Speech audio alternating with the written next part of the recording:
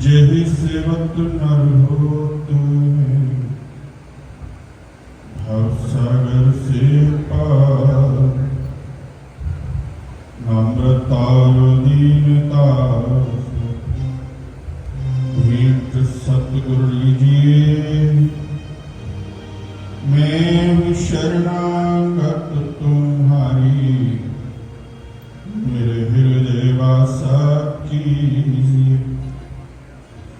मैं शरणागत तुम्हारी, मुझे दास अपना कीजिए।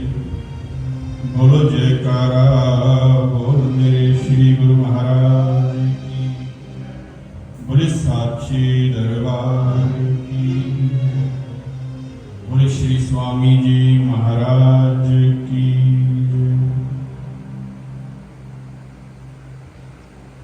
इष्टदेव भगवान श्री स्वामी जी महाराज जी के पावन चरणों में विराजमान मेरे हृदय सम्राट, मेरे प्राणधन श्री महाराज जी, बाबा जी महाराज, मेरे सतगुरु का सजाया हुआ पवित्र पावन संत समाज, मेरे इष्टदेव की प्यारी प्यारी आत्माओं, आज हम सब अपने इष्टदेव श्री स्वामी जी महाराज जी की उन लीलाओं को याद कर रहे हैं जो उन्होंने हम सब जीवों के साथ की। उनकी रहमत की जो बरसात हुई, जो लोग उसमें भीगे, वो आनंद ले गए,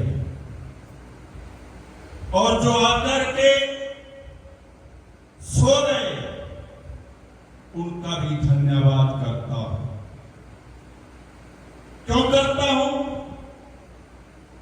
क्योंकि मेरी संत बहनों ने 1 महीना लगाकर कमरों की सफाई की, इसलिए कि कुछ लोग सोने आते हैं, उनको दिक्कत ना हो।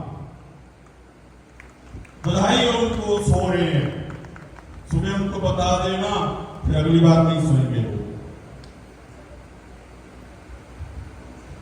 इतना रच है, कहते थे लोग संगत कम आएगी, अभी मैं पीछे गया, पैर रखने की जगह नहीं है, ऐसे लोग सोए पड़े। इस वक्त है ना अपनी अपनी आनंद है, किसी को सोने में, किसी को रोने में, और किसी को अपने कर्मों को धोने में। हम कर्मों को धोने के लिए गए,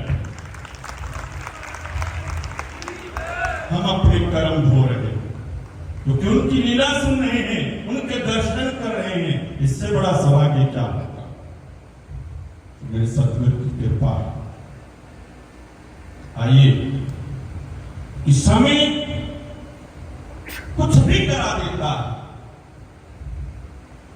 लेकिन जब सतगुरु की निगाह हो जाए, मालिक की निगाह हो जाए, तो समय बदल जाता है।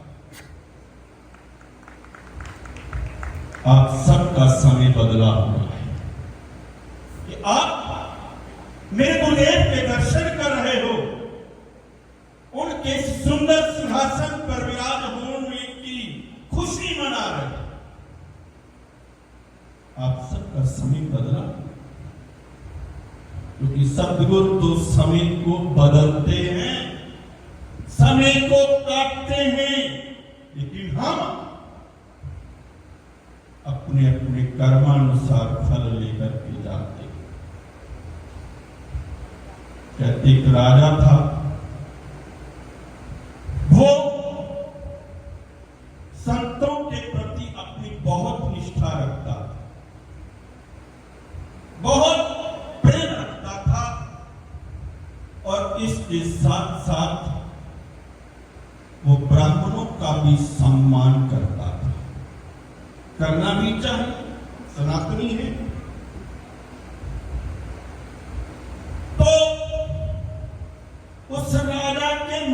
इच्छा हुई कि मैं अपने गुरुदेव को अपने घर में बुलाऊं और एक सत्संग कराऊं, एक हवन कराऊं, एक पाठ कराऊं। तो उसने अपने गुरुदेव से प्रार्थना की, गुरुदेव ने उसकी प्रार्थना को स्वीकार कर लिया। उधर उन्होंने ब्राह्मण देवता से भी कहा कि महाराज मेरे गुरुदेव ने आना है और आपने भी आना है, क्योंकि पहले हम हवन कराएंगे फिर गुरुदेव का सत्संग कराएंगे। पंडित जी भी आ गए और गुरुदेव भी आ गए। गुरुदेव जब आए तो उस राजा ने एक सुंदर सिंहासन लगाया और उस पर गुरुदेव को विराजमान किया।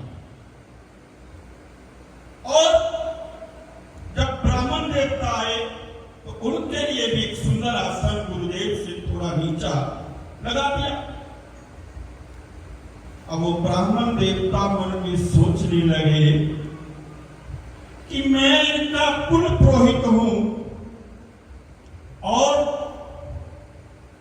जब इनको कोई संकट आता है, कुछ पूछना होता है तो मेरे पास आते हैं, और जब सम्मान देने की बात आई तो गुरुदेव को ऊंचा बिठा लिया।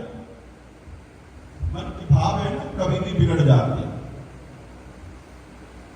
बात मैंने कहा था कि भाव यहां पर कर्म काटे जाते। अब उस ब्राह्मण के मन में न जाने क्या आया, उसने राजा को बुला करके कहा कि राजन मैं आपसे एक बात पूछना चाहता हूं। बोले पूछो।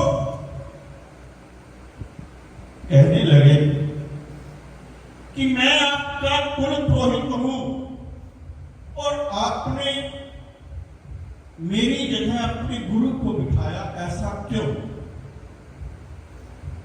ब्राह्मण ने कहा, जब ये बात राजा हैरान हुआ, उसने कहा महाराज जो स्थान गुरु का है वो कोई नहीं ले सकता और जो आपका है वो भी मैं किसी को नहीं दे सकता। आपको अपनी जगह बिठाया है, उनको अपनी जगह बिठाया। कहने लगे नहीं, मैं एक शंका में हूं कि जब मैं सब कुछ बताता हूं तो फिर गुरु बड़ा कैसे हुआ। अब बात राजा की समझ में नहीं आ रही थी कि अब मैं क्या करूं।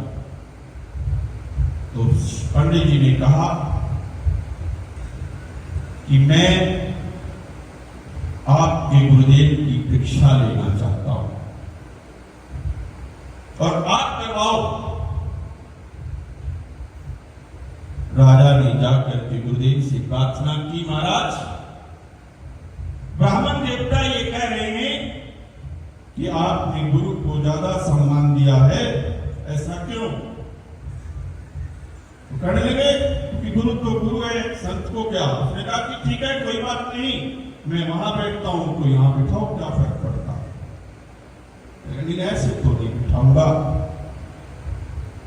तो उसने कहा कि ठीक है, तो फिर कैसे करोगे? कहने लगे आज मेरी परीक्षा की घड़ी है, मैं परीक्षा लूंगा, जो मेरे सवाल का सही जवाब देगा आज मैं उसको बड़ा मानूंगा।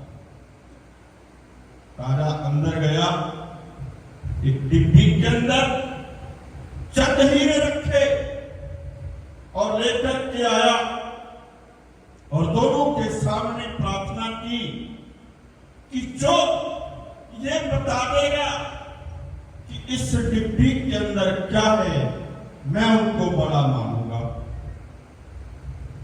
अब पहले ब्राह्मण देवता से पूछा गया, उन्होंने अपने यंत्र मंत्र से का इस्तेमाल किया और बता दिया कि इस डिब्बी के अंदर हीरे हैं। अब राजा और घबरा गया कि आज मेरे गुरु की भी परीक्षा है कि अगर गुरु ने मुझे सही नहीं बताया तो मेरे गुरु की हानि हो जाएगी। अब क्या करें? गुरु ने कहा कि घबरा क्यों रहा है, दिखा मुझे। डब्बी को हाथ में लिया, कहने लगे इसमें तो बिच्छू है। अब राजा और घबरा गया कि अब क्या करूं? मैं खुद इसके अंदर हीरे डाल कर लाया हूं और गुरुदेव कह रहे हैं कि इसमें बिच्छू है। राजा ने कहा महाराज एक बार और विचार कर लीजिए, कुछ और बता दीजिए। कहने लगे नहीं, इसमें बिच्छू है, तो संत ने कहा है तो कह दिया, अब जो होगा देखा जाएगा। राजा ने उस डिब्बी को जैसे ही खोला तो क्या देखता है, उसमें 2 बिच्छू पड़े। ये देखकर राजा हैरान हो गया कि ये करिश्मा कैसे हुआ। वो विद्वान भी उदास हो गए कि आज मेरी विद्या फेल कैसे हो गई। तब गुरुदेव ने फरमाया कि बच्चों, आपको ये लोग बता सकते हैं, बदल नहीं सकते। मैं बताऊं या ना बताऊं, मैं बदल सकता हूं। आज हम तकदीर बदलवाने के लिए बैठे और उसके लिए आपको एक बड़ा ही अनमोल हीरा दिया गया था महाशिवरात्रि के पर्व पर। क्या दिया था? याद किसी? श्री स्वामी जी महाराज जी का वो पावन जीवन चरित्र, वो पावन लीलाएं जो हम सबके लिए एक मार्गदर्शन है। आज मैंने एक बहन से पूछ लिया कि बहन जी आप श्री गुरु महाराज जी का ग्रंथ लेकर के गए, उसने क्या जवाब दिया कि भाई जी लागे ने वो पढ़ते ने मैं कदी कदी जाके सुना नहीं है। बताओ कैसी पढ़ाई है ये कि भाई जी तो पढ़ाएंगे क्योंकि उनका तो जीवन का आधार है। क्या आप कभी कभी सुनने से पास हो जाओगे? आपके बच्चे स्कूल में पढ़ते हैं, क्या उनको आप अपनी किताबें नहीं लेकर के देते? आसपास के पड़ोसियों की पढ़ते हैं वो। अरे वो संसार की पढ़ाई अगर बिना उस किताब के नहीं हो सकती तो याद रखना, गुरुदेव की हुई कमाई अगर उनके लिखे हुए उस सत वचनों को अगर हम नहीं पढ़ पा रहे तो फिर याद रखना, आत्मा और परमात्मा का जो मेल मेरे सतगुरु ने कराना है, कहीं इसमें हम फेल ना हो जाए। जिसने नहीं लिया वो लेकर के जाए, और जिसने नहीं पढ़ा या सुना, प्रार्थना करता हूं अगर गुरुदेव को मानते हो तो उनके वचनों को भी मानो, उन्हीं को पढ़ लो, फिर हमारे बोलने ना बोलने से कोई फर्क नहीं पड़ेगा। जिस दिन आपके हृदय के अंदर उनके वो वचन बैठ गए तो फिर वो खुद ब खुद कर्म कट जाएंगे। तो आइए इन भावों के साथ ये प्रार्थना करते हैं गुरुदेव के चरणों में। ऐ गुरुदेव, आप सबके कर्म काटते हो, हम भी आपकी याद में बैठे हैं, हमारे भी दुखों को काट दो। और प्रार्थना करना दिल से सब लोग, ये जुगल जोड़ी सरकार बस मेरे बाबा के रथ को लेकर आया करे, ऐसे ना आए।